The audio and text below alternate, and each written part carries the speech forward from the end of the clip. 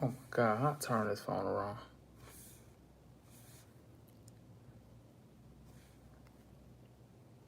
My bad, had the phone the wrong way. What up, everybody? It's Prophet Mocmoud, representing all the cast offs worldwide. Y'all know what a cast off is. A cast off is being who you are, even when it's unpopular. And today, if y'all don't know, I had posted my stories. I had deleted it real fast. I had posted like if y'all had any questions to ask me. I had posted like 3. I said I'm gonna go live at 5 o'clock. And so I had took like the first 20 questions and I posted on all my social media, so I had a lot of questions. So I narrowed it down to what I thought was best. But shout out to everybody who tuned in. I'm on 3 phones right now. This is Facebook, this is Instagram, and this is YouTube.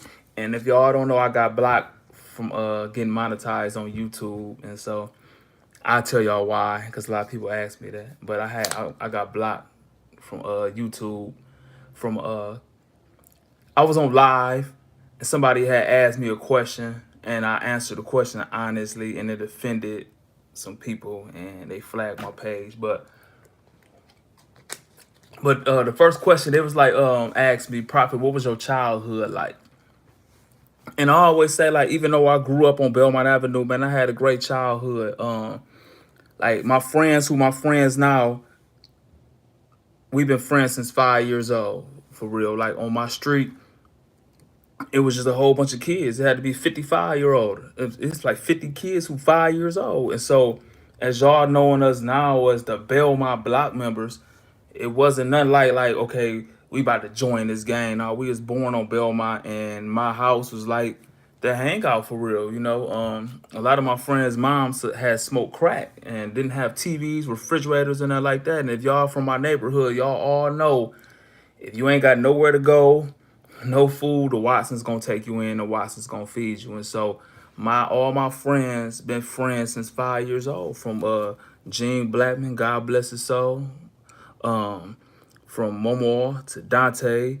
I can't even say Laurel. Laurel, that's family. Like Laurel, Stickman, Novacek, Baby Dolphin, Jimmy, Louie. Like we've been Smoke. We've been friends since 5 years old. Like I said to my son, Q taught me how to swim. But I was born in '80, and so I was talking to my cousin Roni. This is probably like last year, and I remember being scared a lot when I was like 5 because when seemed like it was a lot of crazy people walking up and down Belmont talking to themselves. Like you would be walking from the store. I can't say his name but he's still out and he a baller now. But he'd jump out the window like, somebody chasing me. And it was just people up and down Belmont in the early '80s all talking to themselves. It's like they let the nut house out. And my cousin Roni had told me like you just didn't realize you was 5 years old and crack hit. That's when crack hit the United States of America. So I was born in the crack era and crack first hit and people ain't know how to act to it. And so you see it was a store on Belmont and Forest and a store on Belmont and Hoyt on both corners. And so I used to walk down the Forest because they had y'all remember the video games, you pull the ball back and then you press the little buttons and it hit the ball and shit like that. And so you come from that way, it was just this man, like, I want to say his name so bad because y'all know him. He just leap out the window. Somebody chasing me. Ain't nobody chasing me. He just run down the street, asshole naked, lips white, eyes is big, perm slick to the back, crazy. Then you walk down the street, this man we all used to call Dookie Man, Marvin Crenshaw. He talking to himself, kicking the tree. Uh, you got I want to say his name too. He in there beating his girlfriend with a gun. It was just crazy. Like this was I was like 5 and 6, so I just remember like it was just crazy people, and I didn't realize that crack just hit. You know what I'm saying? It wasn't. I didn't grow up in the time before crack. I just remember I grew up in the crack era, and so that's what it was. But besides that, man, I had a great childhood, man. All of us, like I said, even though everybody, a lot of like majority of us grew up to get killed and do life in prison, but all we did was play sports. We played basketball on milk crates. We had, when your mama got the welfare shit, we got these milk crates back in the days. The milk and the big cheese came in it, but what we used to cut the bottom out and we used to hang it on a tree and we'd hoop all day. And so that was the childhood. Then like the later '80s, that's when gang banging had took off real tough. And so Belmont was into that side of town. as y'all see the BMF story now, how they would like, the Detroit people came to Toledo, and so my neighborhood was at war with the Detroit people. A lot of this stuff I talk about in the documentary, so I ain't gonna dwell on that too far. But Belmont was just the place where all the violence and all the crack I saw. And y'all see my documentaries. I talk about Fred, Quincy, and Dion. I said I grew up on the corner. Fred, Quincy, and Dion died the same month. I'm not talking about my nephew. I'm talking about his dad. Man, my nephew dad got killed by the police. My cousin Dion got killed by the police, and Lil Quincy, his dad, got killed. They all got killed around the same month in 1992. But that was the element. And so they all got killed when I was like 11.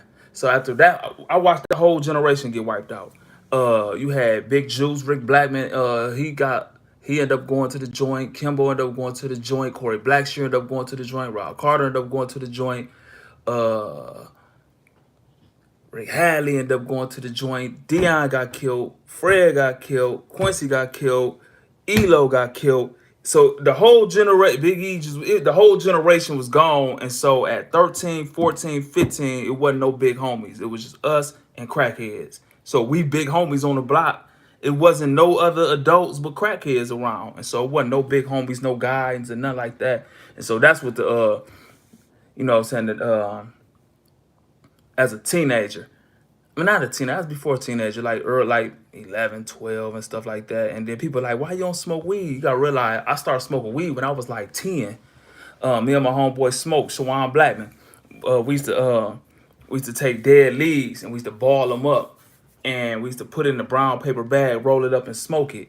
And so we thought once you got a headache, that means you got high.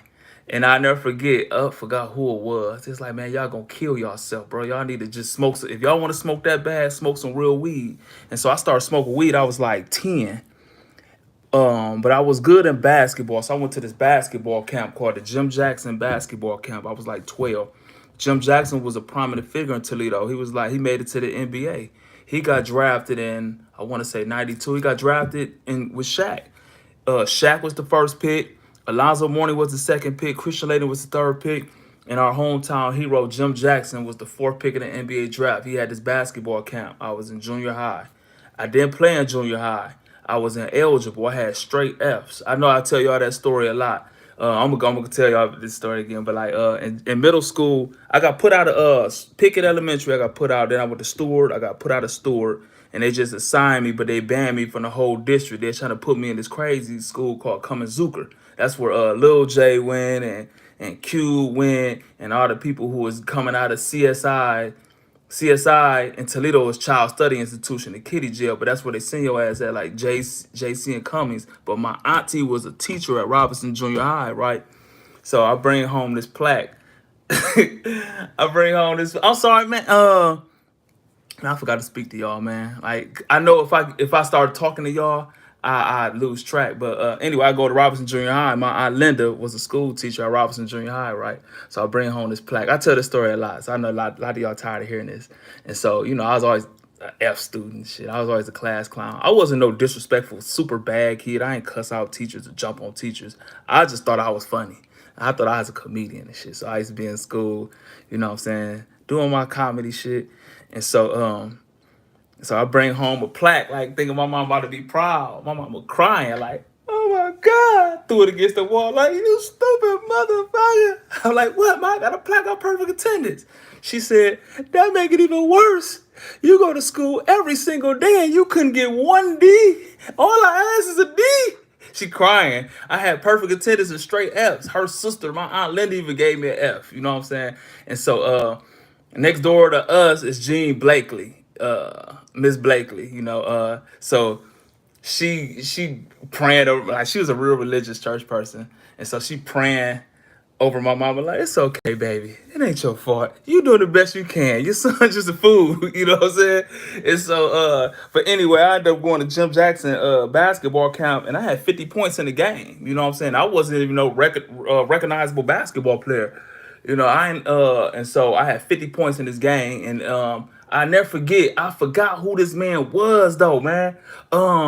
He ended up being St. Francis' assistant coach. He used to look like Dominique Wilkins. I forgot his name. He had a little flat top with a curl, dark skinned dude. But he was like, he said, man, you can go to the NBA. And so I was like, shit, boy, I want to go. He said, you know what you got to do, go to the NBA? He said, don't drink, don't smoke, and jump rope every day. And you go to the NBA. And so I never drunk. I stopped smoking weed. I just didn't jump rope. I guess that's why I ain't make it. I ain't jump rope. I stopped smoking and drinking, but I never drunk anyway. I used to drink uh when I was probably 10, we used to drink 40s. I never liked drinking though. I thought I was Ice Cube, man. That was my favorite rapper, man. And Boys in the Hood came out. You couldn't tell me I wasn't dope boy.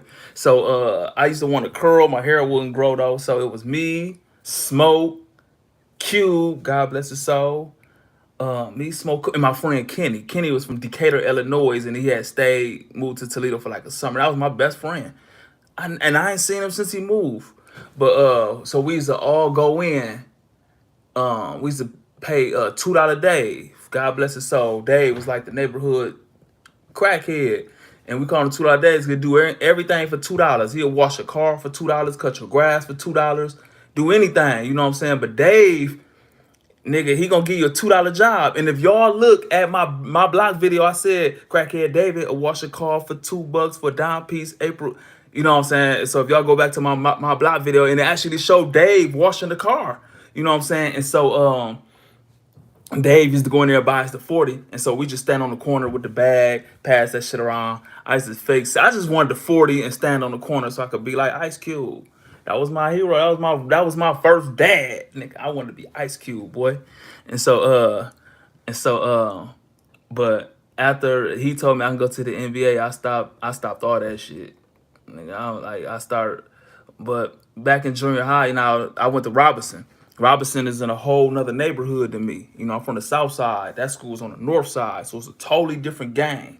And so I couldn't stay for basketball practice and be walking home that late. I gotta walk past Smith Park.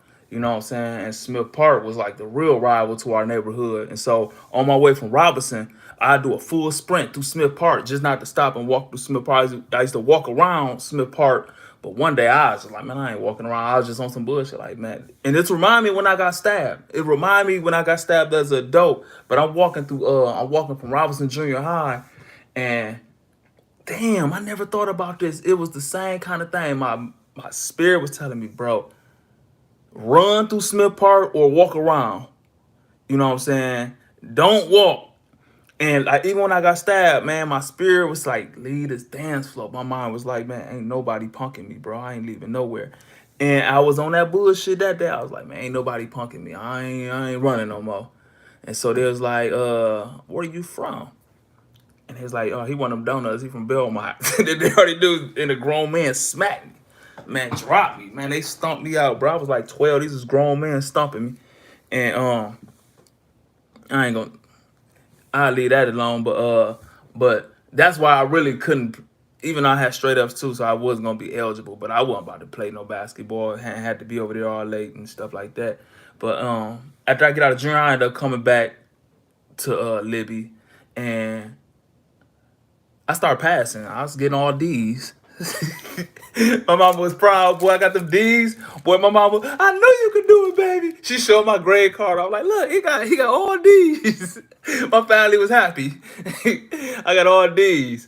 And so, like at Libby, my high school, man, like, man, my high school was crazy. So they ended up tearing my high school down. My high school was so bad. But shit, as a D student, shit, I graduated at the top of the class with all D's and two F's. Eligible for basketball. That was my goal, not to get 3 Fs. I don't know why I'm talking about that. That's supposed to be going on. See, that's why when I answer a question, I start talking like y'all ain't even here, like we having a real conversation. But damn, boy, I done went on too long. I don't supposed to be on here too long. But the next question is, how did I get the name Prophet?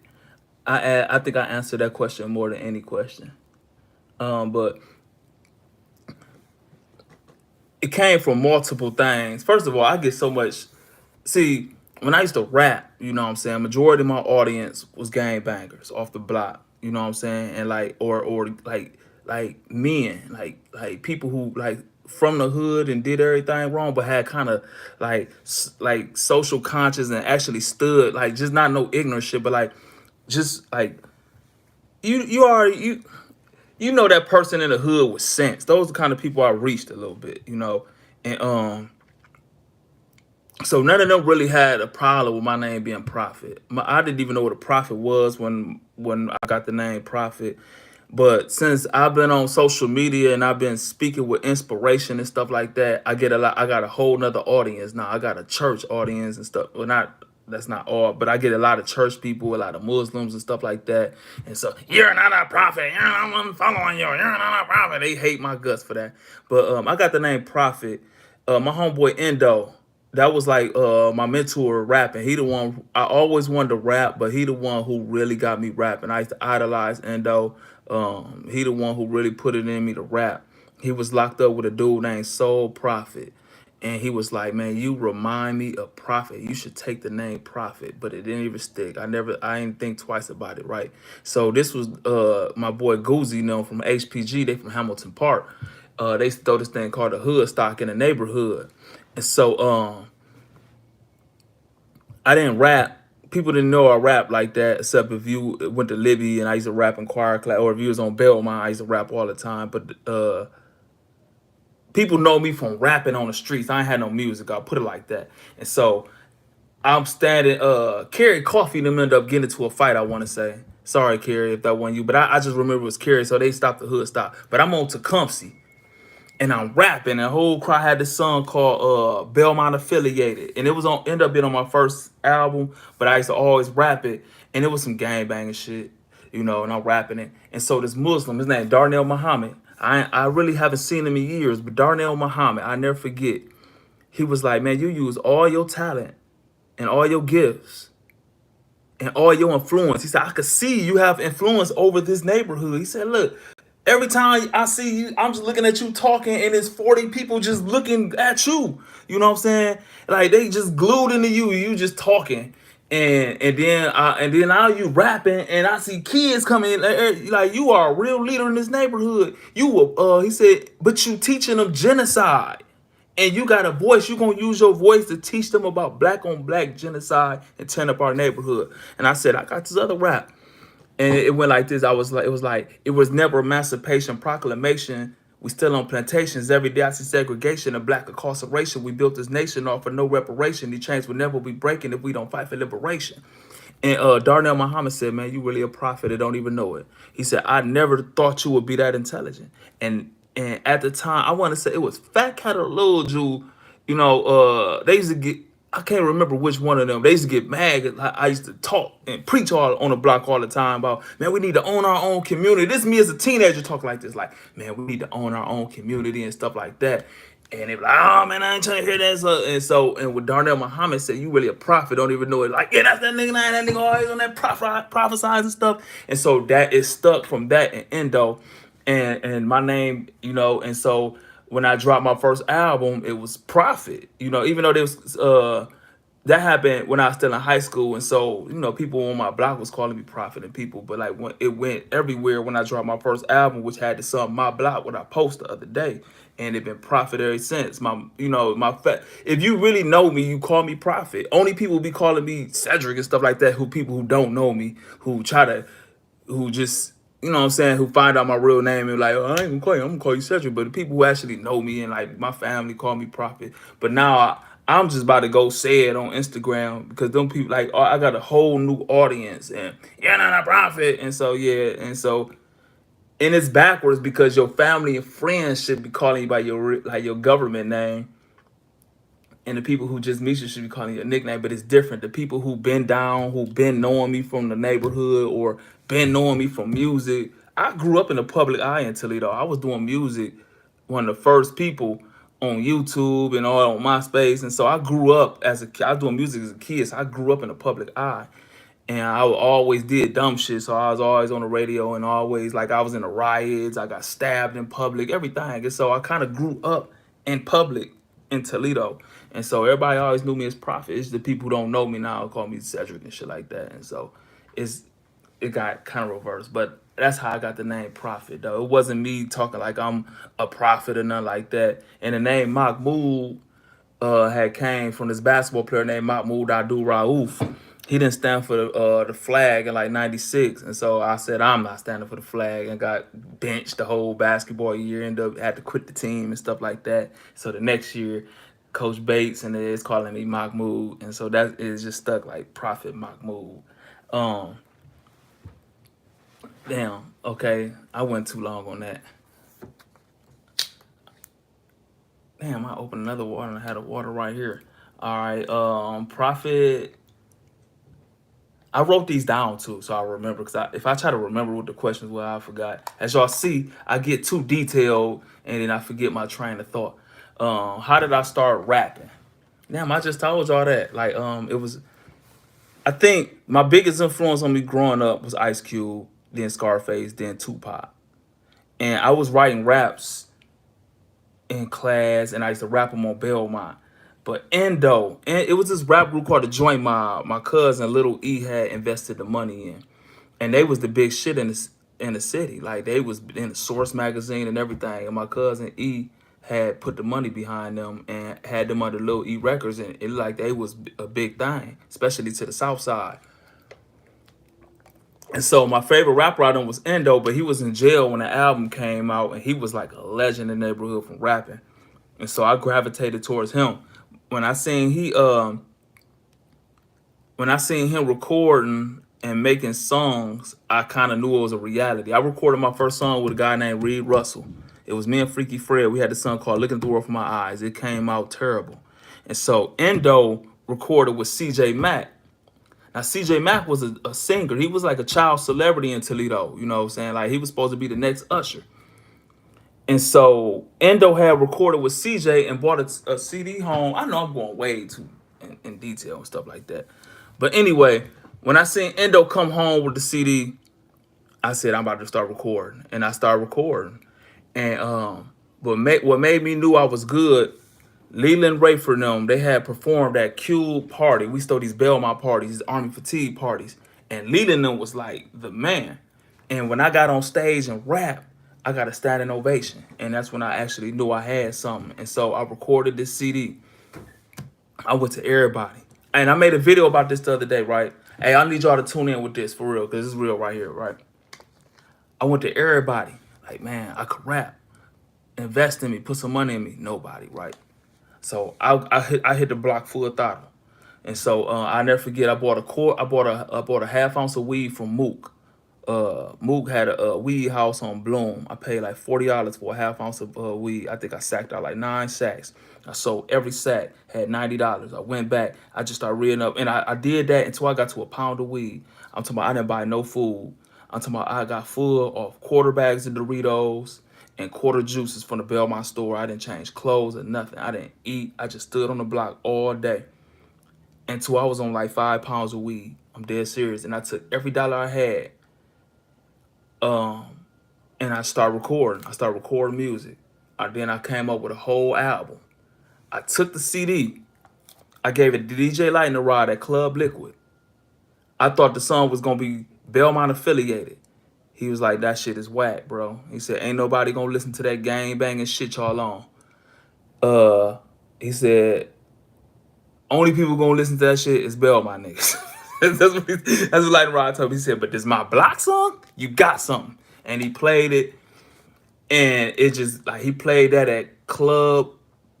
The fuck was that club? It was on Airport. Harv T owned it. Damn, Club Liquid, and it took off, right? So then this DJ Lightning Rod, he's the DJ on the north side too. Play it over there, and it just became a local smash. My blah niggas posted by the stove. I posted the video yesterday. That was like a real local hit. So I dropped it. I had the album.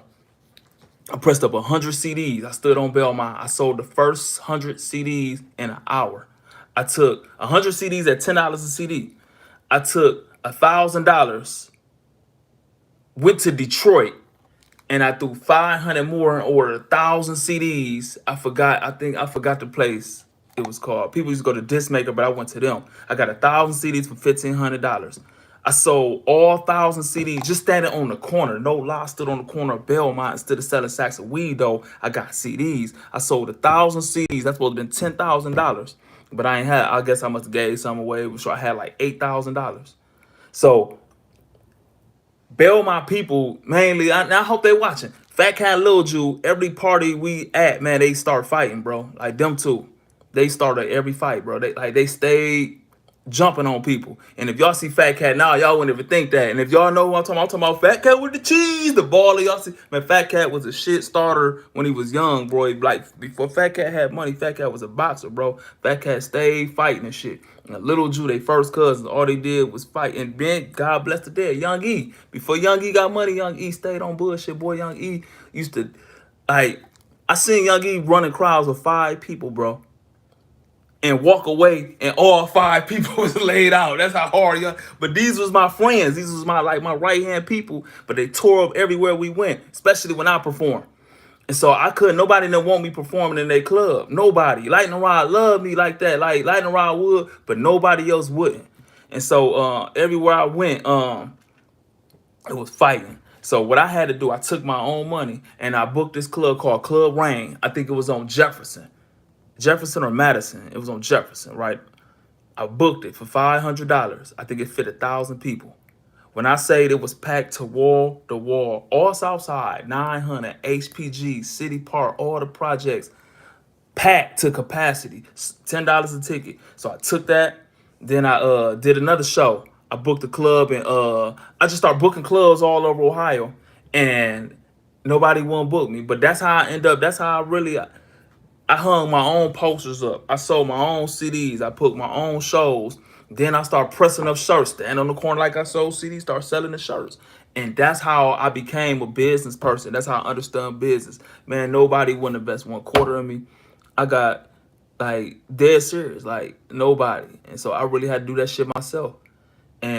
But it was the greatest thing ever because it made me a businessman, not even knowing I was running a full-fledged company. I didn't know I was doing marketing by pressing up posters and hanging them up. I didn't know I was doing club promotion by booking a club out. I didn't know I was doing radio. I took my songs to the radio and stuff like that. So I ran a self-sufficient company as a teenager. And so, but that's how even I don't even do music no more, but that's how I got into rap though. That's how I got into rap for real. And I can go away in details. I moved to Atlanta with the music and the first time, but that's how I got into rap. Damn, man, I'm answering these questions too long. My bad, y'all, for going too long on these things. All right, my bad. Say, okay, I'm on YouTube right here, Instagram right here, and Facebook right here. Marley G. That's crazy. People with the bad, but it seems, man, hell no. I'm gonna tell y'all something for real, man. I ain't gonna say that. I ain't gonna say that. I ain't gonna say that, bro. But I'm gonna speak on it. I'm gonna speak on it. You know what I'm saying? I'm gonna speak on it. One thing I learned, bro, I was always different growing up. I was always different. I always kind of like that's why I started Cast Off, being who you are, even when it's unpopular. I never fitted in to where I was at. I always stood out. People always gravitated towards me, right?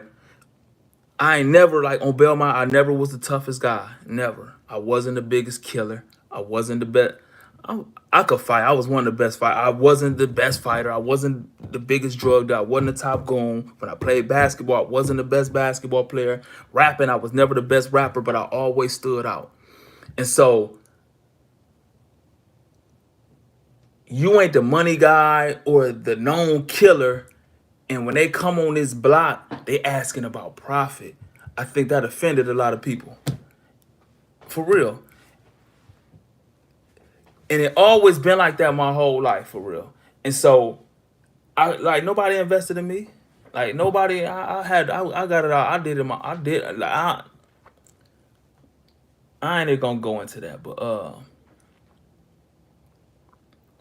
that's one thing will fuck up black men though, for real. Like we never work together. We always want to compete. You could be doing one thing, right? You got a thing going on. And it's been my whole life. They look at what you doing. Like, oh, he's shining at that. They want to do it.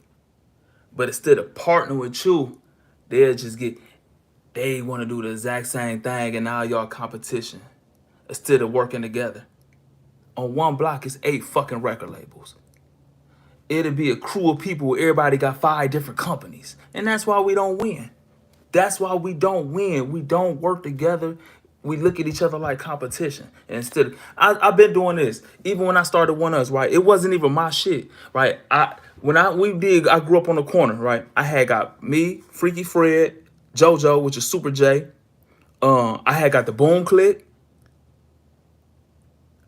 They're not even from my neighborhood, but I got the Boom Click and I got the Buckingham Lil Mookie, right? And so I was like, instead of we are doing music with all these different record companies, we need to come under one and make it like you know what I'm saying? That ain't work. With the clothing, before I had started Zaire Unlimited, I had cast off wear. I had set down 5. Now I'm living in Atlanta now. I set down 5 people. We need to come together. We got all these different clothesline. Come together under one umbrella and let's do it all. Everybody their own boss. Nah, niggas gotta compete and still like it's just stupid. And like that's what I'm telling you. Ain't nothing more hater and more selfish. And I know y'all gonna get offended by it. Ain't no more selfish or hateristic than black males, bro. Nothing more hater and want to compete more than black males. I can't even say men, bro, but like black males for real. That's why you see a group of friends on the same block with 10 different record companies. It'd be 5 niggas hanging together with 5 clothing lines. All we do is compete, bro. I'm dead serious. Okay, but I'm gonna just go to the next question. All right, I got sidetracked. How did I start my clothing company? Let me tell y'all something I just learned. I didn't even know I was a streetwear brand. I just thought I had an urban fashion line. But I had what they call me a streetwear brand. But how I started my clothing, I started it, like I said, I was doing music. And so I've been doing t-shirts. I think I started with the Block Music t-shirt. And I had everybody on Belmont with the Block Music t-shirts. Then when I moved to Atlanta the first time in '07, I had these Prophet the Heart of Toledo shirts. When I was doing open mics, I used to sell them and pass them out and shit like that. And so when I came back to Toledo, you know, I kind of the cast off movement kind of took off. Like that's when I had really found my zone, making music. I had got stabbed and then Fred got killed, and that just got me laser. Well, it sidetracked me for a minute. I had a demon in me. Like I had real murderous. Like I became a real like I be like different. I became what after because you got to realize it hit back to back to back. I got stabbed in 2012, March 4th. Fred got killed June 16th, 2013. So I'm still breathing funny. I had just fought for my life not even a year ago, and now basically my kid get killed. And it wasn't even the fact that he got killed. It was how they was mocking him. Like I pros rest in peace, and then the other side of town press LOL. Laugh out loud. They done shot my baby funeral up and shit, the funeral car. Come to find out it wasn't them. They bragging about the murder that they didn't even do. Well, we didn't know that at the time. So it fucked me all the way up. You know what I'm saying? And so I became something crazy for real. Like I had a real demon on me. Like it was real dark. And so like it got serious. Like if y'all like read between the lines, like without saying incriminating shit, I changed for a minute. And so I had to get back closer to God, and it had got me in a real zone. Me and CJ Mack got together. CJ Mack had a studio. I forgot downtown Madison, Monroe, one of them motherfuckers. But and I had a studio at my house. I used to record and mix it over there. And I had created, I think my best work ever was called Death of a Prophet. But anyway, I had a song called Cast Off. All the people who took a liking to me and related, they called themselves Cast Off. So I created Cast Off shirts. So I stood on the block and I sold Cast Off shirts. I did shows, I sold Cast Off shirts. Not thinking that I'm starting a real company. I was just, you know what I'm saying, just like merch for music. And it became more than I ever thought. I had to create a website. And then I started creating editions of the Cast Off, create the Southside edition. Oh my God. When I say I probably sold 10,000 Southside shirts in 2 months. Just on the block, I was putting them in high level fashion. Wherever Sam them on, next door to JoJo's on Door, down there, Door and Secor.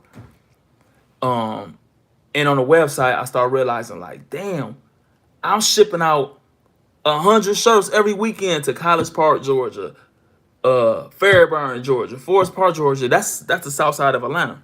I'm shipping out to the south side of Chicago.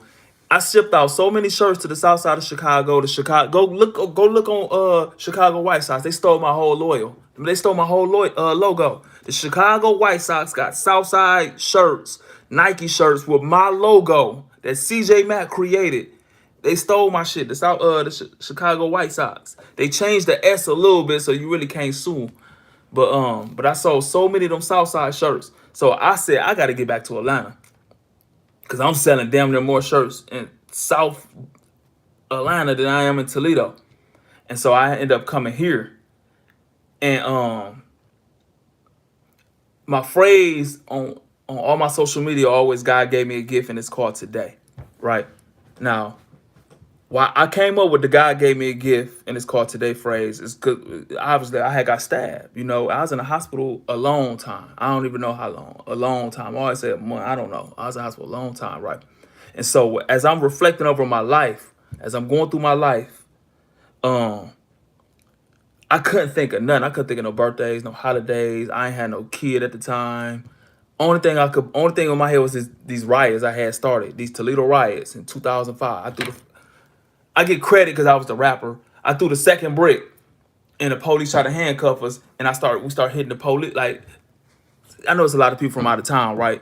So in 2005, I'm from the South Side, but in 2005, some neo-Nazis said they're gonna march through the gang neighborhood on the North Side, and it wasn't nobody gonna do nothing about it. I'm from the South Side; those are rivals over there. But I had to put that down because at the end of the day, I got Black Panther Party tattooed on me.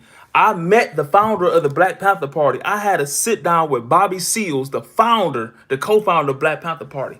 And I had a big influence. I had the #1 song on the radio in Toledo at the time.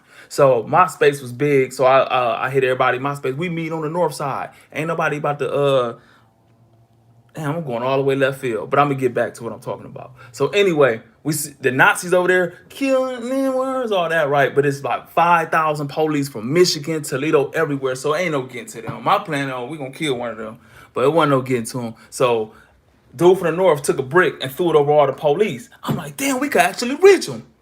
So I grabbed my brick, threw it all over boom, hit the Nazi.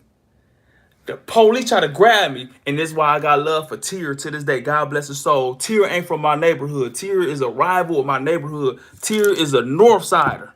I'm from the South Side. It was Tier and Gotti. Ask Gotti when y'all see him. If y'all from Toledo, Ohio, and y'all know Gotti from the North, ask Gotti.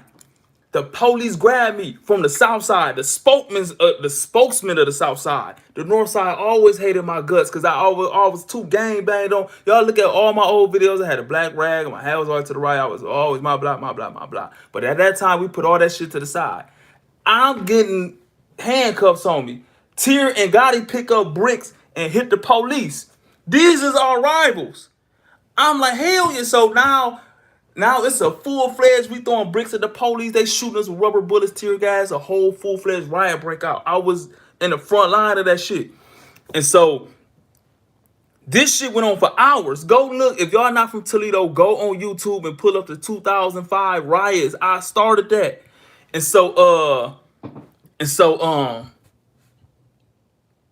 but what made it get out of control after the original riots, we was all shot up with rubber bullets and choking on tear gas out. We had to dip. And so after that, then the people started coming in, looting, burning stores down, shit like that. I ain't had nothing to do with that. But the police was coming on Belmont every day. It was this officer.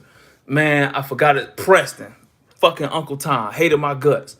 He was like, where that prophet at? I'm going to whoop him. I'm going to get like the police was really on board with me, boy. They raided gin house with my name, known crack dealer prophet. I didn't even sell crack. Had my name raided gin house. Boy, they was arresting me every day, bro. All the time about that shit. But that was the highlight of my life, laying on my deathbed. That's all I could think about was the Toledo riots.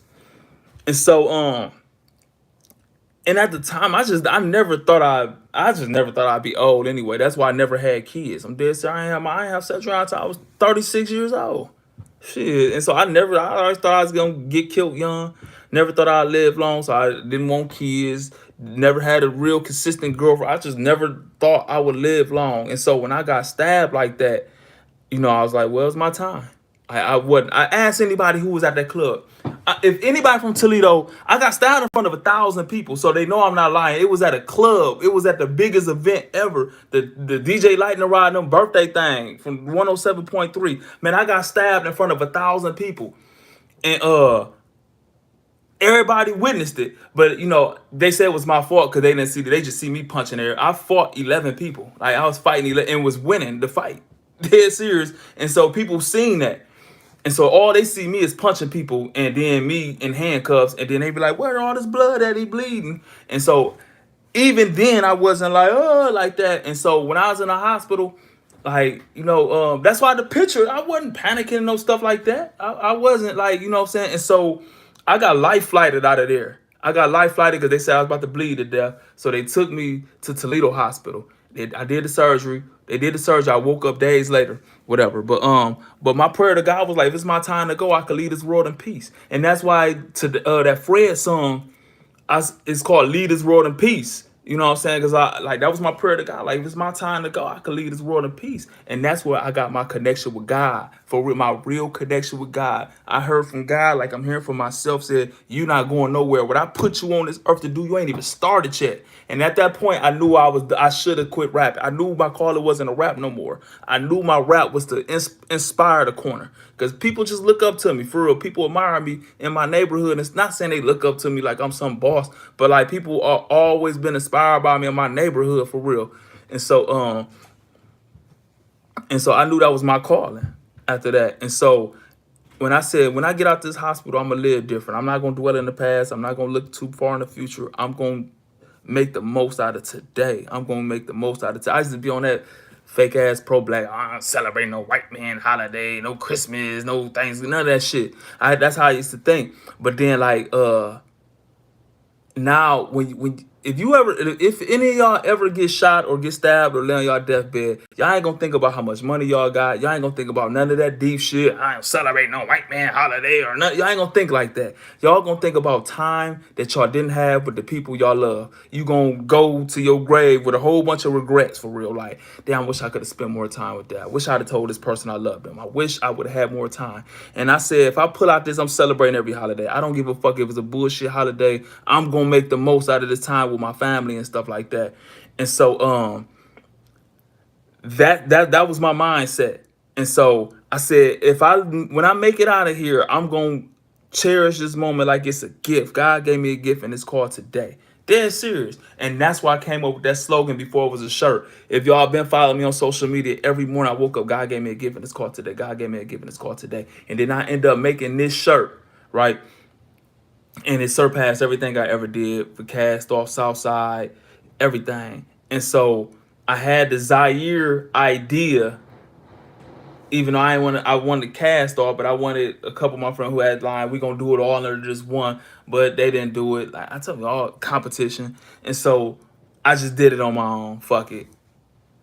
And so, but that's how I started the clothing. I've been started doing the music, but I made the transition to Zaire because it kind of just expanded, it expanded. But that's how I started the streetwear brand.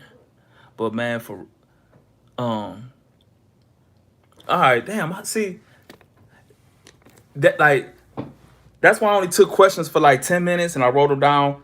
Cause if I'd have let y'all ask me questions on here, I'd have answered it and I'd have went too long. How long I've been on here? Man, I've been here on 44 minutes. I only answered 1, 2, 3, 4, 5. I answered 5 questions and it took me 45 minutes. That's my problem. When I tell stories, man, I get too detailed and shit and get a backstory and then bring it all around though. But this my little homie. This little dude from my neighborhood said, "Do you got a message to the?" I ain't gonna ask what he said, but like basically, what's my message to the young gun busters and shit like that? This gonna be hard for y'all to hear right here, especially if y'all ain't from. Fuck, I ain't talking about no hood, like, cause it's a difference between being. First of all, but like people, be like, I'm from the hood, but everybody know Any neighborhood you go to around the world, the hood ain't all bad. It's certain blocks that make the whole hood seem bad. Like even if it's a bad city, the whole city not bad. It's just certain neighborhoods that make the whole city get a bad name, right? I'm from the South Side. The South Side is not all bad, right? It's like 5 blocks that make the South Side seem bad. I'm from that block that make that place seem terrible. And so when I say this right here, what I'm about to say is gonna be offensive to some of y'all who probably just from, if y'all actually from an environment like that, y'all understand what I'm about to say. My message to the young killers, to the frontline gangbangers, to the ones who, I ain't talking about nobody, I ain't talking about gang members or people from the hood. I'm talking about the ones out shooting every day, the 16, 17, 18-year-olds. This is my message. Pray for 10 years in prison. Pray for 10 years in prison. 10 years in prison will save your life, little brother.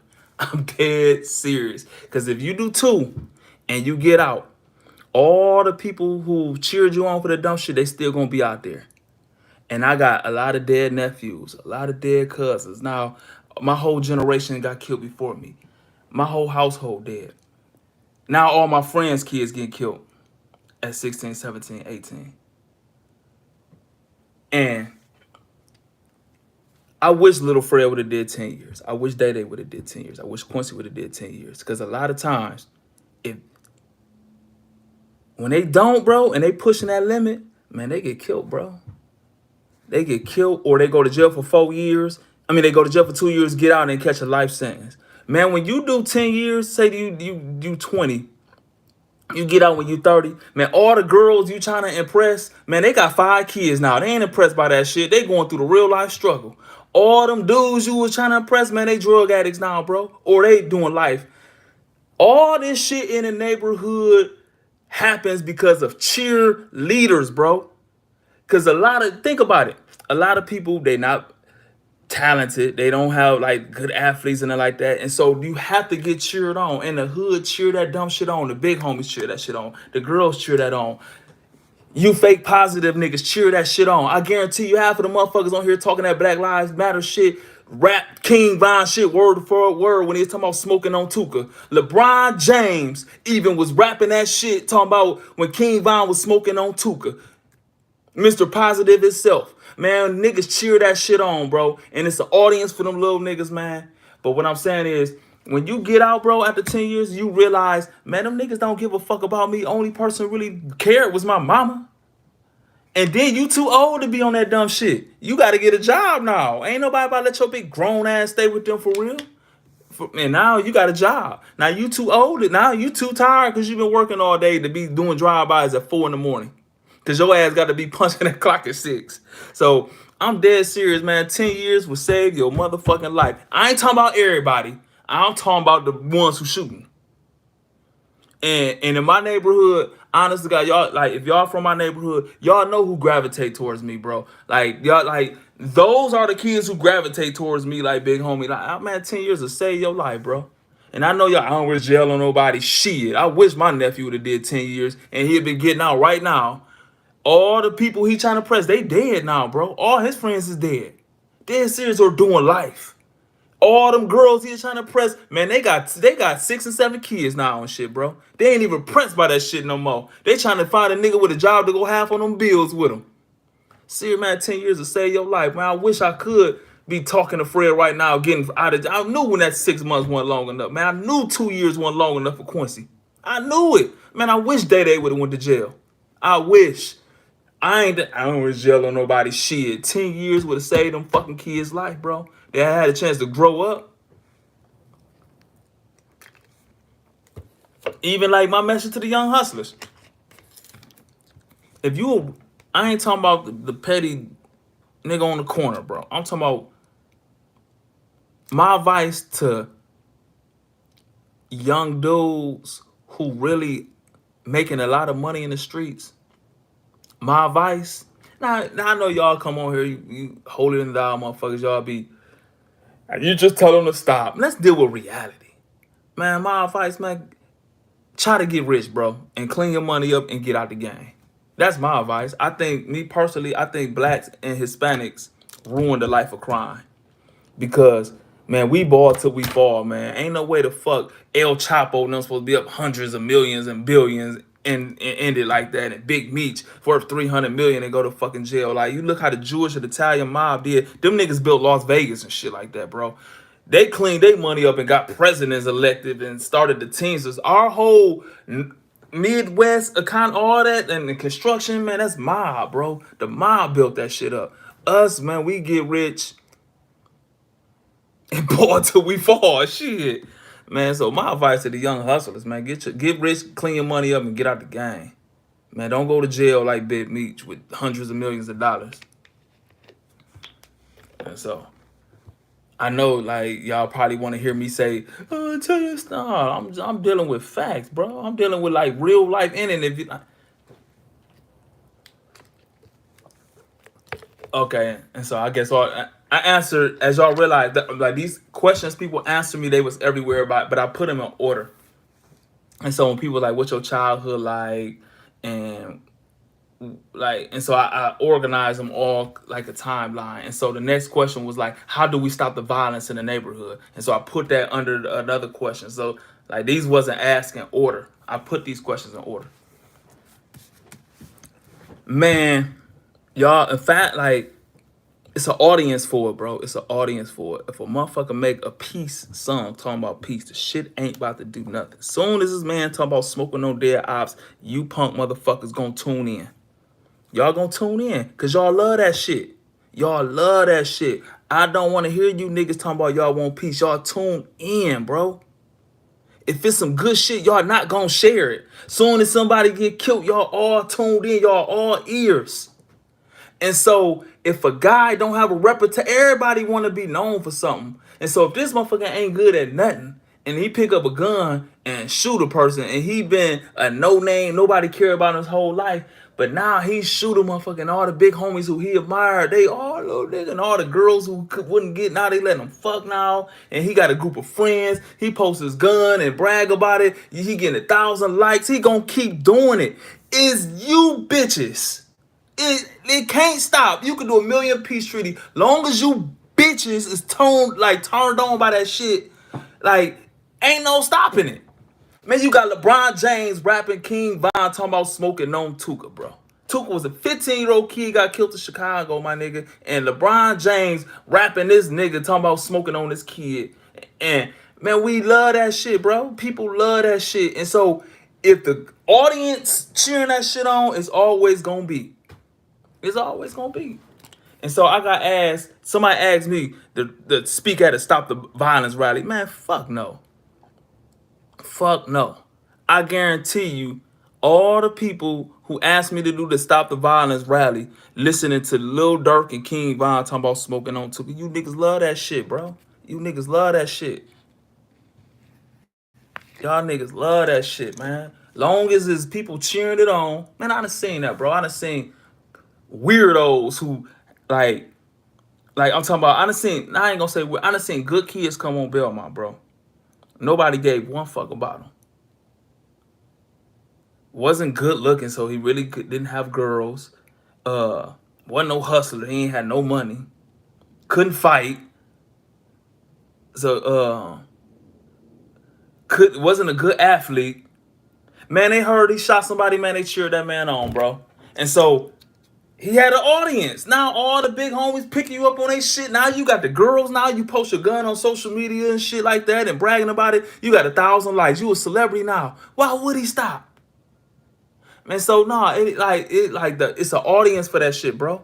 I guarantee you, everybody on here who probably talk about that Black Lives Matter shit, I guarantee y'all tuned in to motherfuckers talking about smoking on dead ops and shit like that, bro. I guarantee y'all watch all that shit when niggas getting killed on video and shit like that and tune in. I guarantee you punk motherfuckers watch First 48 and get entertained by some lady's son getting killed. Y'all entertained by that shit. Y'all eating popcorn, watching that shit. So I don't want to hear nobody asking me to talk at no motherfucking peace rally and you niggas watching First 48 getting entertained by a black man getting killed and a white man making money off that shit. And then talking about you love peace and Black Lives Matter. Man, shut your bitch ass up. And you know why I take it so personal? Man, my nephew got killed, bro. Lil Fred, right? Tay Tay got killed right before them. Man, them motherfuckers made songs talking about my nephews and shit, bro. And guess what? All them punk ass people who asking me to speak at their shit now, man, they was sharing that shit, bro. They was rapping that shit. They was rapping that shit. They was cheering that shit on when them boys said fuck Tay and started a whole war for real. Where I can't name how many people got killed behind that shit. And y'all was tuned in Toledo about that shit.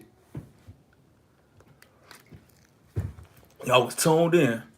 Man, no, so don't ask me to speak at no peace rally and all that when y'all tuned in to somebody smoking on there. Y'all love that shit, bro. Y'all love that. Y'all watch First 48 eating popcorn, bro. Entertained by that. My favorite show, First 48. Some mama just lost her baby.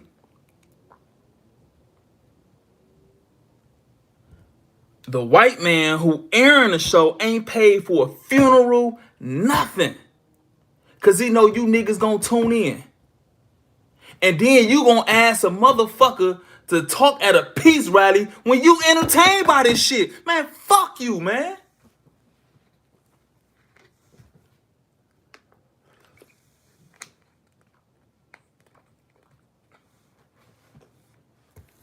Man, hell no, I ain't speaking at none of that shit. Bitch ass people entertained by that.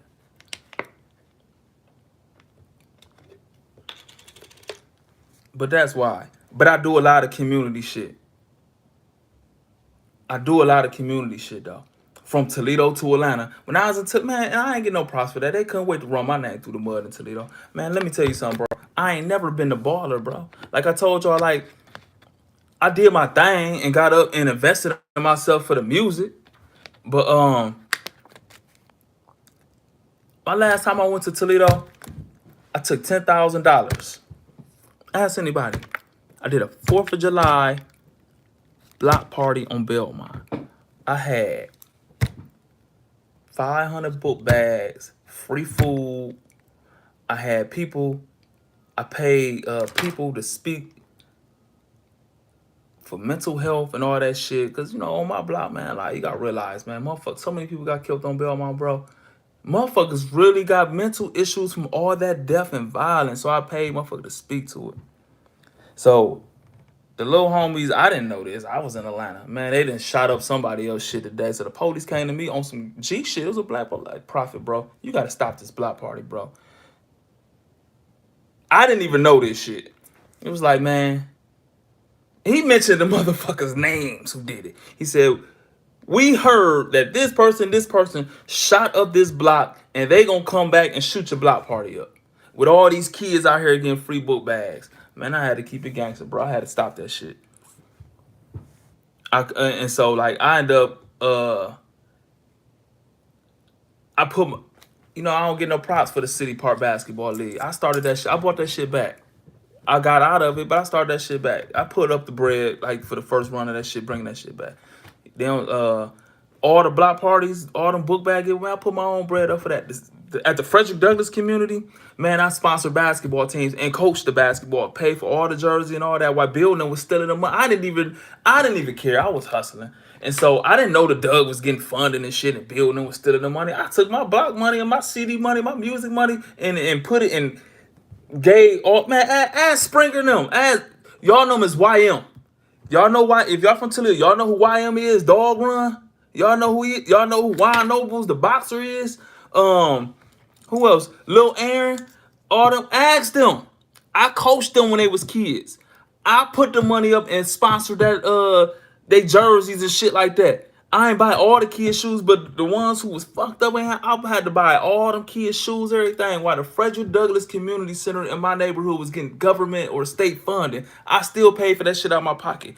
All them 4th of July block parties on Belmont, feed all them people, I did that. The city party when they came back, I did that shit. I just wasn't none did that, nah. But so I've been doing this, and so you know, only reason I'm bringing this up because of Toledo person. Like, well, why you don't do that in Toledo no more? And you doing all this stuff in Atlanta? Man, I've been doing that. I've been doing that. What y'all? But what the things like? Just start a rumor around my name through the mud, like man. And so me and Marv, like you know, I ain't never seen homeless like Atlanta homeless. Never. You know, I ain't never seen no shit. It's kind of cleaning up now, but y'all when y'all see Atlanta, y'all think of this great place and all these. Man, Atlanta fucked up. You go downtown Atlanta, nigga, you walking and you smell straight piss. You go over there by the underground and shit. You walking over homeless people and shit. And so me and Marv, we used to sell shirts downtown. Um, as my man, we took our own money, bought took a grill out there and was just feeding homeless people. Just feed like it was just so many fucking homeless people. Shirts I was supposed to be selling, man. These people had throw up on their shirts, all that. Man, I'm talking about, man. I just took all the shirts I was supposed to sell, make money up. Man, we giving them shirts away to the homeless people, giving away shirts, giving away juice, water, and so I've been doing shit like that. I'm doing that here, and so now, y'all see I'm with the whole life healing. Like I spoke at the event the other day, you know, and I wanted to record it because I gave a good speech, but I didn't. This like to raise money for their thing. Man, my girl Mimi, man, she do great shit, bro. Like she helping people out of shelters and all like that. And so I'm helping her now. I'm a part of, and so I've been in the community. But me speaking at one of you niggas anti rallies, nah, man, you motherfuckers right after that shit, you motherfuckers turn around and watch First 48 and be tuned in eating popcorn. And then you motherfuckers throw a King Von son talking about smoking on duck and smoke. Y'all love that shit. Y'all love that shit. So don't talk all that fake ass piece shit to me. For you could kill anything could end if it's not an audience for it. If it's not an audience for it, you could end anything. If that shit stop getting cheered by the people who ain't in the streets and shit like that, y'all. Let me tell y'all something. Say it's a person trying to get in the rap game, right? And he make a song that don't do nothing. And then he make a song pissing on somebody's grave, talking about smoking on dead ops, and that bitch do 10 million views. What you think he gonna keep doing? He gonna keep doing that and get himself killed or had to kill somebody because you motherfuckers was tuned in to love that shit. I guarantee you, it'll be a 10 million people on this live if I was on here, like, beating the motherfucker ass or some shit. And all the fake positive people ask me to speak, y'all be tuned in with that shit, sharing the fuck out that shit.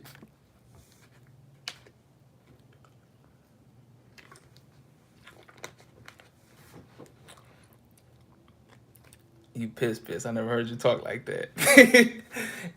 Man, because that's a touchy subject to me, man. Like that. Man, my whole household gone, bro. Like, you know what I'm saying? It was like, you know, when Big Fred got killed, Quincy got killed, Dion got killed. Those my big homies. You 11, you like it don't fuck with you like that. But when you grown and you raise a kid, bro, like, man, Fred was my son. Like, how I got my son now and a good dad, you know what I'm saying, teaching him basketball and stuff. Like, I did that with Fred, bro. I taught Fred how to multiply and tie his shoes and basketball, bro. And to see him get killed like that, and to see Tay Tay, good kid, get killed, and them bitches make a song about it, and y'all was cheering that shit on, bro. Man, come on, man. And then ask me to speak at a peace rally. Man, y'all love that, bro. Y'all cheer that shit on, bro. And so I understand what my mama went through when Fred got killed, right? I understand that. I understand what I went through. Man, you couldn't pay me to watch no First 48, man. So I'm about to use this as entertainment and why this mama burying her 17-year-old kid in First 48 ain't gonna pay for a funeral. And you fake pro-black motherfuckers watching that shit, tuned in, it's your favorite show, but you pro-black? Man, shut the fuck up. Dead serious, bro. When them niggas was ooping Wally in and talking about killing Tay and shit like that, man, y'all was sharing that, bro. I seen DJs, the same. Some of the people asked me to speak of their shit, was sharing that shit, man. When they talking about riding through my neighborhood and shit like that, man, y'all was entertained by that shit. Nigga became popular off that shit. Y'all loved it. Man, fuck y'all. Pro-black LeBron James was rapping King Von lyrics talking about smoking on Tuka. Tuka mama be on the internet like, my son wasn't even no killer or no threat, crying like, Why do I have to turn on the radio and hear them smoking on my 15-year-old son? And you niggas love King, y'all cheer that shit on. And then get on here talking about the white man and shit. The white man, but y'all cheering this shit on. And you know what lost me too? Like I told, like, I'm gonna get like, okay, I'm gonna tell y'all some real shit. Like the City Park Basketball League, my father started that in the 80s. My father, Fonz, he started this original City Park League in the 80s. Dead serious, bro. He stopped it. Carlton, I gotta get, like, and G Mitch bought it back. They stopped it. And so when Fred got killed and stuff, like I said, it's too much emphasis and too much props is given to the killers and the gangbangers.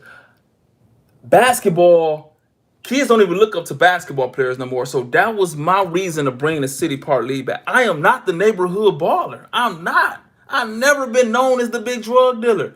Like, I've never. So I take my money and start the City Park League back. While all the drug dealers up there with all the chains on ain't through a fucking dime. Ain't through a dime. I took my money and started that shit back. And it was the emphasis to put basketball back in the neighborhood, bro. That was my reason, right? Now, I think us, we have a responsibility to the community. I used to tell everybody this all the time, right? I think the big dope boys in the community should buy should buy all the corner stores like that and give jobs. We should own our own community. That always been my thought. The dope boys should sponsor all the basketball leagues, all the football leagues, all the baseball leagues, all that shit. It shouldn't be no fucking foreigner owning no store in the community while a dope boy sitting on here with millions of fucking dollars. It's just, that's just what I think. I could be wrong, but that's just my thoughts. Then, the tough guys in the neighborhood, the gangsters, the killers everybody looked up to, is your job to protect this shit. You make sure nobody don't fight at these events. None of that shit. That's just what I think. That's just how I feel it should go. But what lost me, bro, so I told y'all I took my lack of money and threw the block party and stuff like that. While I was at home, man, why a motherfucker was shooting at the City Park League, bro? And I watched, and it was a little nigga off the block.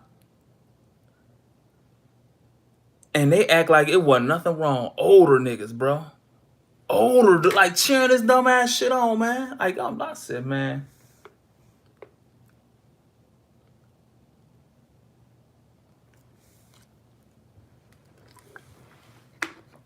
Man, I stood on that too long. Man, somebody asked me about the charity I do. I went all the way back on that shit. All right, let me move on to the next question. Oh, but one thing I am do, like, I am a part of, like, one thing I am gonna do though, like, I am gonna get back into coaching though, cause I got my son good, my son real good, dribble left hand, right hand, shoot on 10-foot rim, and I took all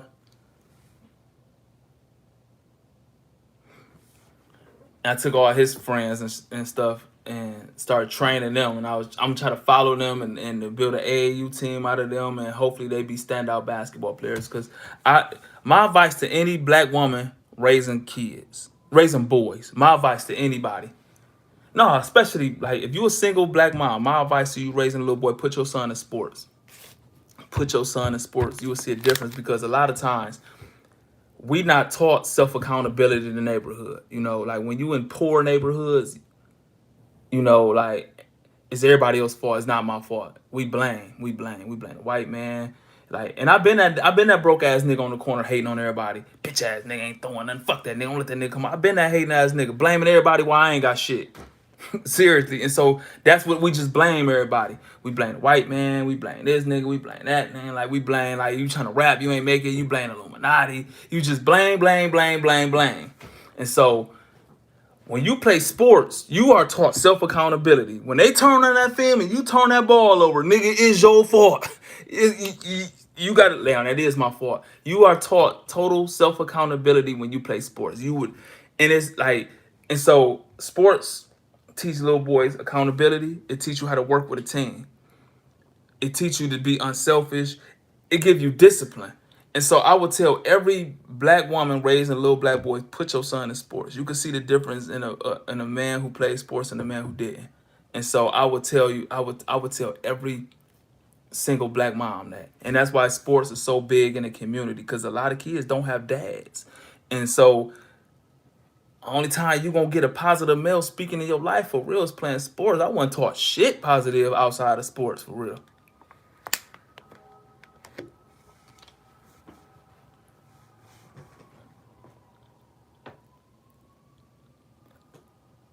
Yeah, I done talked about everything, but I'm about to live. I'm about to leave, but I'm gonna tell y'all.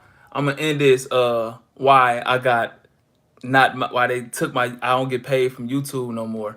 I shouldn't spoke on this shit, but I spoke on it.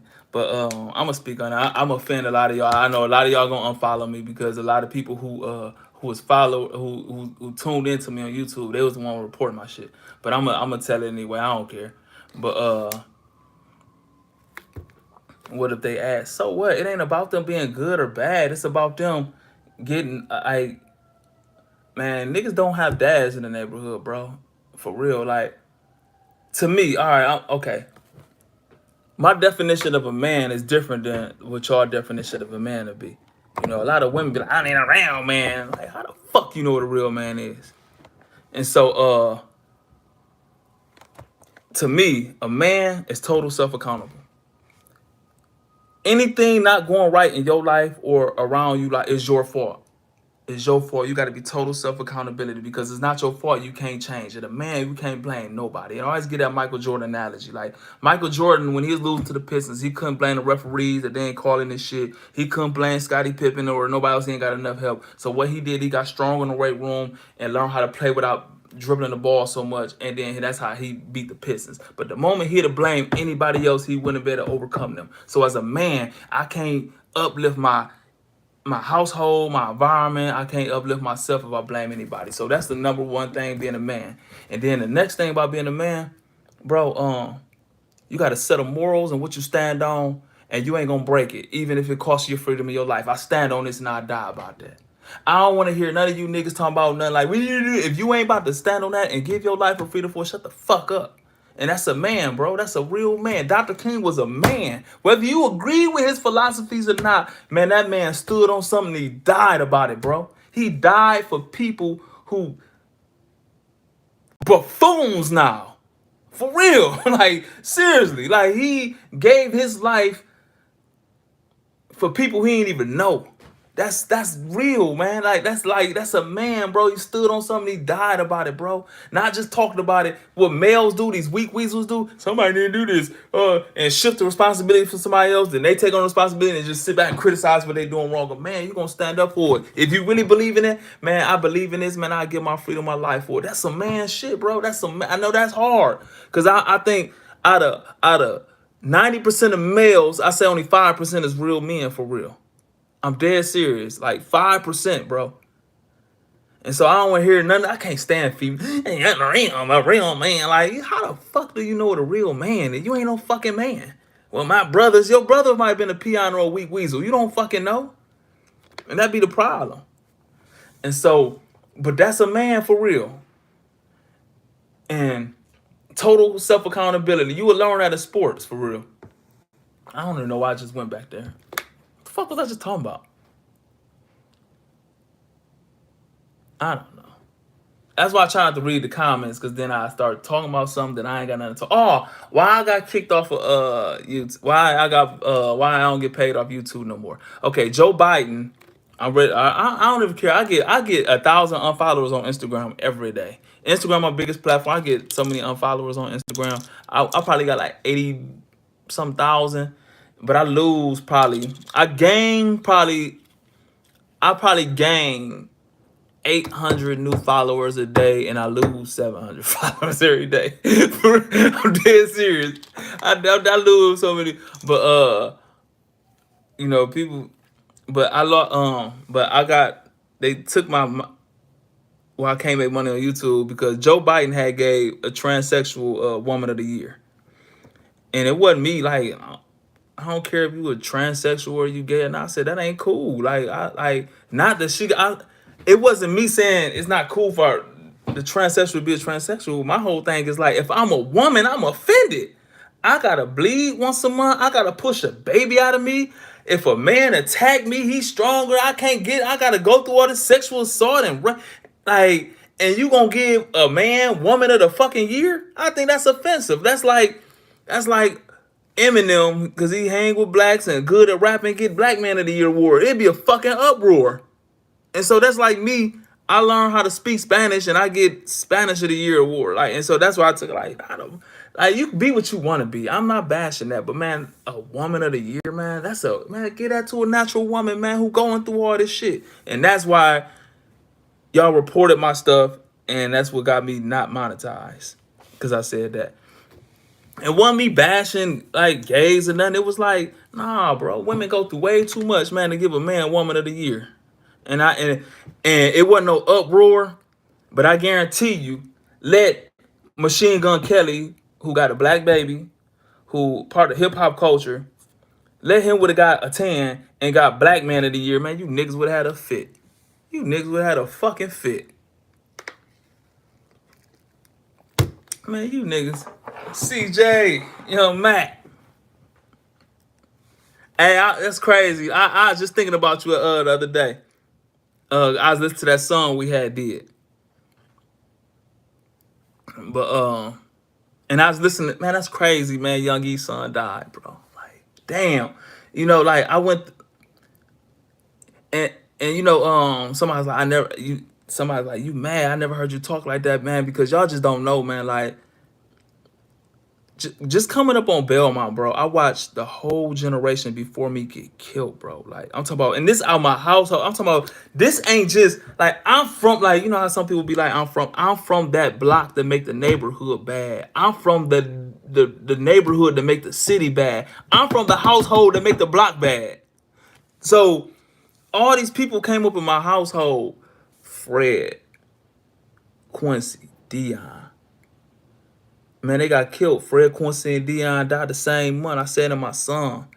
And then to watch 20 years later, Fred's son, which is my nephew, little Fred, get killed. To watch little Quincy, which is big Quincy, who got killed, watch his son get 35 to life, bro. This shit is in my household. And I watched you rap them niggas shit, disrespecting my dead nephews, bro. Y'all cheer that shit on. And then the same motherfucker will sit there and ask me to speak at a peace rally when you bitches is the one who entertained by this shit. So yeah, I take that shit personal, nigga. Like, shit. Man, my nephew Day, bro. Man, Day was a good kid, man. And like, my cousin Patrick just died. Patrick's old. He ain't get killed or nothing. But like, man, I ain't going no more funerals, man. Like last time I went home, I went to Day funeral and Pudgy funeral the very next day. And he's a kid. Like, Day is Travell. Babe, Travell is my sister, bro. Like, to go, and then Pudgy, that's Myron's son. Like, I went to school with Pudgy dad. And so, nah, man, we entertained by that shit, man. And so, only way to stop anything, bro, is to kill the audience for it. You ain't gonna stop young kids from killing young kids long as people cheering it on, bro. Long as people cheering it on and know these young niggas' name for killing. If y'all want to change how rap music is, if that shit stop getting views and streams, motherfucker will stop doing it. That's it. That's the only way. But it's an audience. And a lot of times it don't really be people from that shit. It's the audience. Y'all entertained by that. And so it was this girl I was talking to. I like straight niggas. I guess she thought I was a super street nigga. I ain't never been no. I'm a G to the fullest. Like, I'm born and I ain't never been no street. I never consider myself a street nigga. Never in my life. Never. I never had ambitions to sell drugs for the rest of my life. I never had ambition like to be like, for real. Like, even when I hustled, it never was to be Big Meech. I had a plan. I was gonna make $10,000, invest in the music, and create a company, and I did. Like, after I ain't hustling, man, I ain't know. Last time I sold some drugs, bro. Like, dead serious. Like, About time Fred and them got an age. Fred ain't see me hustling. I been took my money and I've been making money off music for years. But no, this guy, I like straight niggas. And so I said, you from the suburbs with a college degree. So you are entertained by a nigga getting his head blown off. That turns you on. That gets you wet. That entertains you that he would kill another black man and go to jail for life. That entertains you. And then in the same sentence, turn around and say, Black Lives Matter or we need peace and all that. Oh, all these kids killing. No, bitch. You impressed by this? I like straight nigga. Like, so you love to see black man get killed by black man. That's what you basically telling me. And you ain't even from that. Because let me tell you something. I was talking about this, like, take Belmont Avenue, for example. And I'm talking about people who've been on Belmont their whole life. I'm going to take the girls, for example. Man, you would never hear Travell say no dumb shit like that. You would never hear Jolene say no dumb shit like that. You would never hear Kika say no dumb shit like that. And they are born and bred Belmont, bro. Born and bred. They done seen all the murder. You would never hear them say no dumb shit. Like, it take a girl who entertained by that shit. Man, ain't no motherfucking violence ever stopping long as we got dumb hoes talk like that, bro. And niggas cheering that shit on. Never. Long as a nigga could make 1 million views by saying smoking on the dead ops, man, that shit ain't gonna never end. And so ain't no reason for me to get up talking non-violence, none of that shit, when you motherfuckers entertained by that shit, watching First 48 eating popcorn while mama is suffering from her 17-year-old son getting murdered. And you niggas entertained by that shit. And then talk about Black Lives Matter. You pro-black. Man, shut your bitch ass up. I'm dead here. Cause y'all know me from the internet and shit. Y'all really don't know me like that, man. Like, for real. I'll whoop your ass for that. I'm dead serious, like, cause it was a DJ, right? It was a DJ in Toledo. Fuck it. I ain't in Toledo no more. I don't do music no more. I don't need no DJs. But I never forget, we wasn't even close anyway. The North Side had made that song talking about fuck Tay. Man, I watched Tay grow up. Tay was a great kid, bro. Tay wasn't known to be fucked up. Like he wasn't known for that stuff. Man, Tay got killed, man, and the other side of town said fuck him in the song, man. The shit down there got 1 million views, bro. That shit went viral and started a whole war. Whole war. Right? So a DJ was, sharing that shit and all that. Then the other dude make a song talking about riding through my neighborhood and shit. Biggest fucking song in Toledo history. Became the biggest. Celebrated that shit, right? So this nigga, who was the main spokesman of that shit, asked me, hey man, can you stop at my anti-gun rally? Man, I choked the lights out that nigga, man. You bitch ass nigga. You cheering that shit on, boy. You was cheering this shit on. Now you want to tell me to go speak talking about the anti-gun rally when these niggas that made a song talk about my dead nephews and you sharing that shit, cheering that shit on, man? And I'm mad. I'm dead serious. I'm so mad that I should have beat his ass, bro. I'm dead serious. And this was how many years? I've been in Atlanta 5 years now. Damn, Fred got killed in 2013. I'm still mad. I don't want to let y'all know how ignorant I really am. But man, I don't feel shit like that, man. And so, long as LeBron James keep rapping King Von, smoking on Tuka and he love, like, you know what I'm saying, niggas gonna continue to make songs talking about smoking on dead ops, which is gonna cause a neighborhood war. Long as you niggas keep watching First 48 eat popcorn, cheering on the neighborhood killer, man, don't talk about it. Don't stop the fucking violence and become Malcolm X when a white man kill a black man.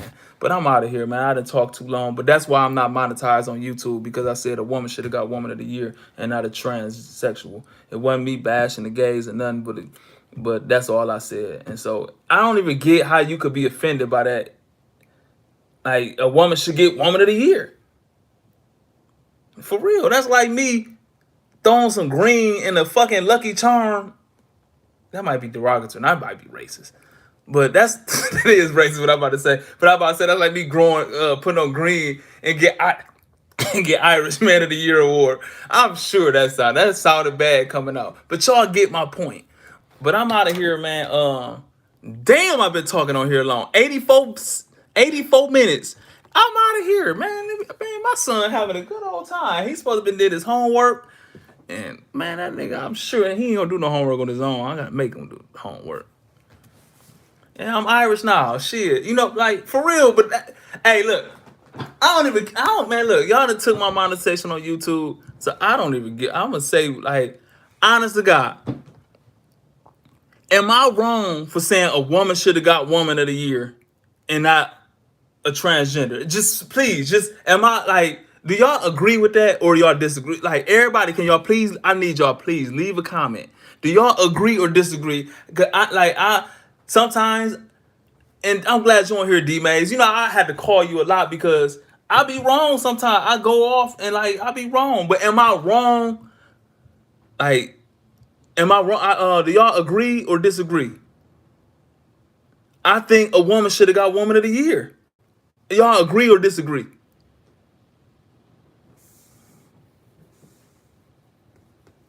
Hell, if I was a woman, I'd be offended, bro. I'm dead serious, man. I'm dead serious, bro.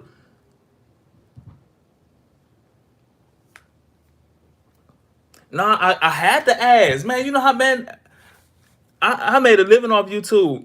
I got blocked on YouTube because of this. Like for real. Like I don't get paid off YouTube because it is. They put a strike on my page and said if I say anything like that, it's gonna ban my shit. For real. And then and then a whole bunch of people on Instagram. I'm not a fan anymore. Unfollow. You saying like unfollow? I get that shit so much. But I'm out, y'all. I've been out here too long. Let me make sure my son doing his homework. All right, for sure. I'm out of here. One love.